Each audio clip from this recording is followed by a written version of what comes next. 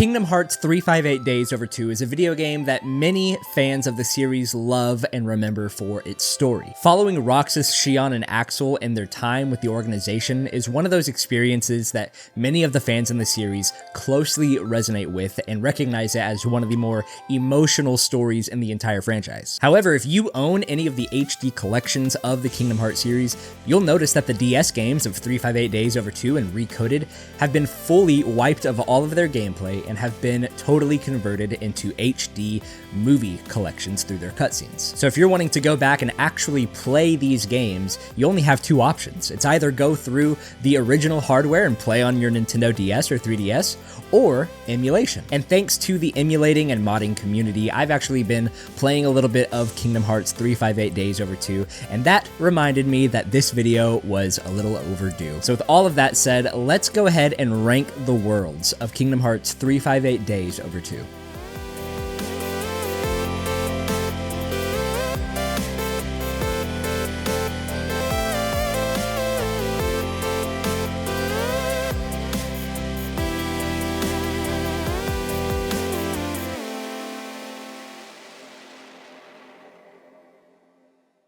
If you've been on my channel for a little while now, you'll see that I actually have two videos where I ranked the worlds of both Kingdom Hearts 1 and Kingdom Hearts 2. And just to quickly address this, because I have gotten comments saying that I've skipped over Chain of Memories or Re-Chain of Memories, I'm actually going to combat that a little bit and say, no, I actually never had any intention of ranking the worlds of Kingdom Hearts Chain of Memories. The aesthetic design of the worlds that you go to in that game do change a lot, sure, but the actual level design and the mechanics of every room that you go into and all of the worlds that you visit are all the exact same. There's really only one type of world in Kingdom Hearts Chain of Memories.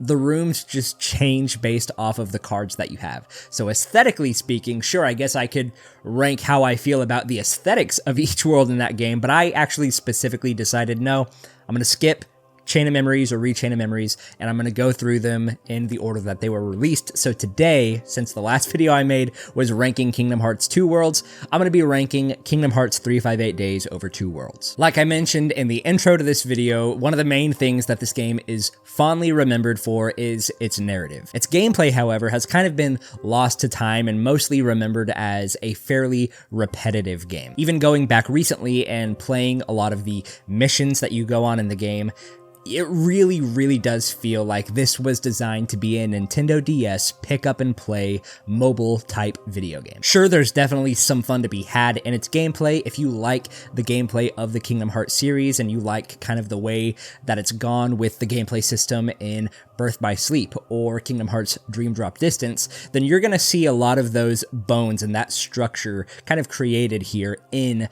this first Nintendo DS venture. I just mentioned all of that to talk about kind of with the repetitive nature of the game. Some of the worlds lend themselves to exploration, while some lend themselves mostly to that sort of pick up and play mission design. So that's going to kind of play into where I'm going to rank these worlds in this game. So I just say that to also to remind you all that this is my list. This is not the list. This is not your list.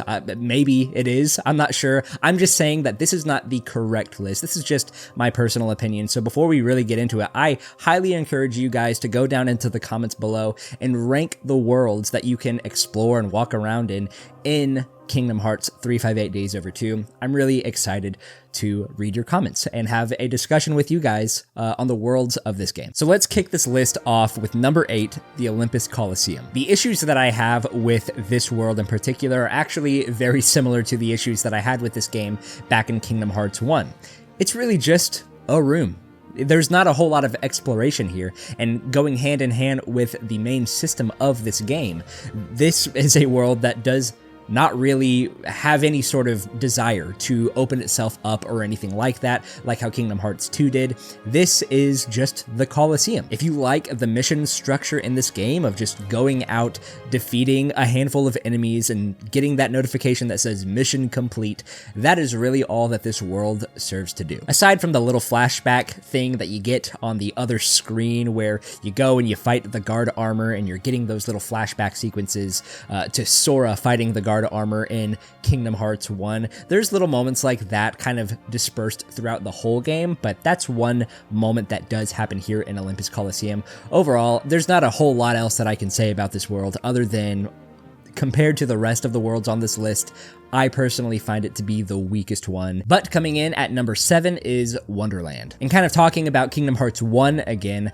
Wonderland was originally introduced in that game, and even though a lot of people have very mixed opinions on Wonderland as it is in Kingdom Hearts 1, I personally found that Kingdom Hearts 1 created this world with a lot of charm. It was really the Kingdom Hearts game that really tried to integrate the idea of playing a game that took place in Disney worlds and taking gameplay mechanics and kind of blending them with the themes and the other ideas that those Disney movies had. Things like shrinking down to be small and things like that, and gathering evidence to bring it to a corrupt queen.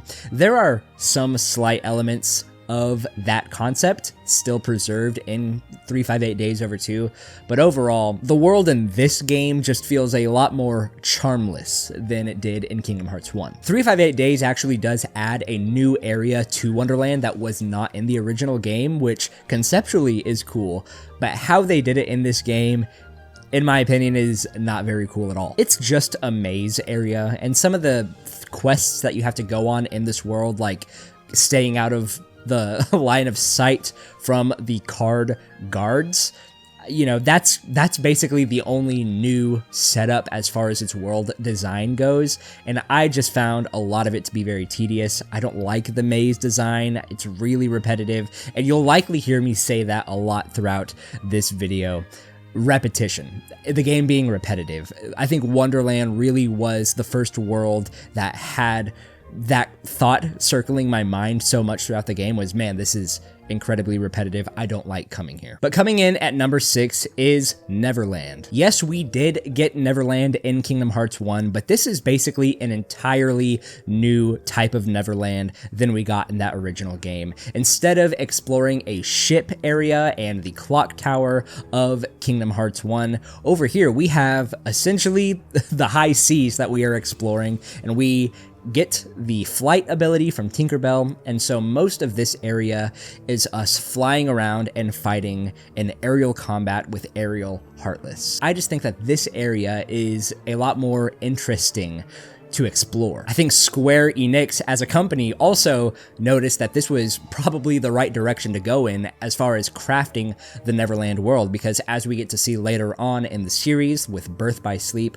we kind of get a remake of this world. In my opinion, Birth by Sleep does it way better than both Kingdom Hearts 1 and 358 Days Over 2, but we'll talk about that later in the Birth by Sleep video. However, the thing that really does bog this world down is its focus on aerial combat, especially with one of the boss fights in this world. Just about everyone who I have a conversation with about the world of Neverland in this game, they all essentially bring it back to the same idea that I have, and that is that the boss in this world, that flying dragon thing, is one of the most tedious bosses of any game I've ever played. Not even just in the Kingdom Hearts series, but just tedium in general in video games. This boss sucks. So the pro of this world is just that entirely brand new area that we have yet to see in the Kingdom Hearts franchise, but it really, like I said, brings it down with all that aerial combat. And in 5th place is the world that never was. This is essentially the hub area of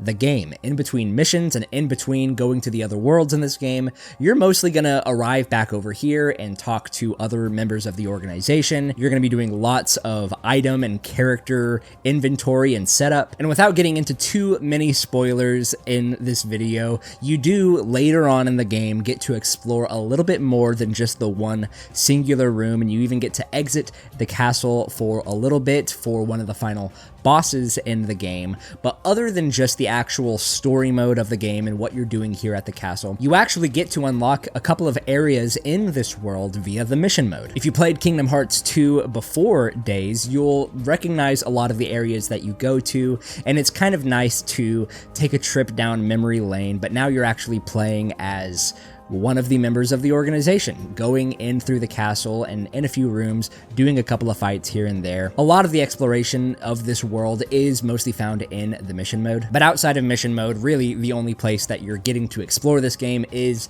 end game. Basically every other time that we are in this world, we're mostly just in one room. So in that aspect, it's not a very interesting world whatsoever. But when you get through a lot of the slog that is the mission gameplay of this game, and towards the end of its story, you do get to explore a little bit of it. It's a bit more sweet whenever you do get to exit that one room. At number 4 is Beast's Castle. This world was originally introduced in the series back in Kingdom Hearts 2, but now in 358 Days, we get to explore just a handful of new locations. On the plus side, this world is pretty big. It's one of the more expansive worlds, lots of rooms to explore.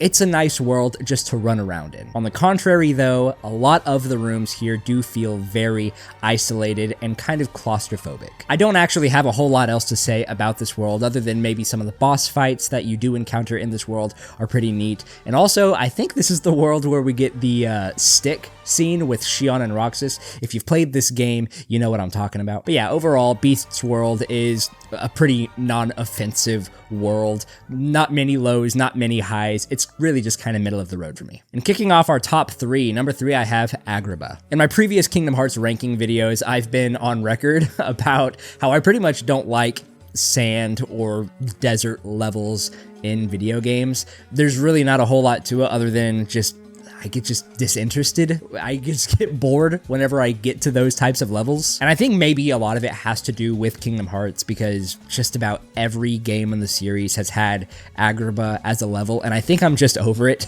But in all of the Agrabahs in the Kingdom Hearts series, the best part of this world is the Cave of Wonders, and 358 Days Over 2 actually has one of the cooler Cave of Wonders portions outside of 2, in my opinion. We basically get an entirely brand new setup and design of the Cave of Wonders in this game, and it's pretty fun to just explore. Kind of like with Beast's Castle, I don't really have much else to say about this world other than the new added parts of this world I think are a plus and are a welcome addition to Agrabah as a whole. At number 2 is Halloween Town. This is a very interesting world because I feel like as far as Halloween Town itself goes, it adds a lot and blends a lot of Kingdom Hearts 1 Halloween Town and Kingdom Hearts 2 Halloween Town. The open design of this world is really fun to run around in, and I'll also just say that some of the bosses here in this world are not just some of the hardest bosses in the game, but some of the hardest bosses in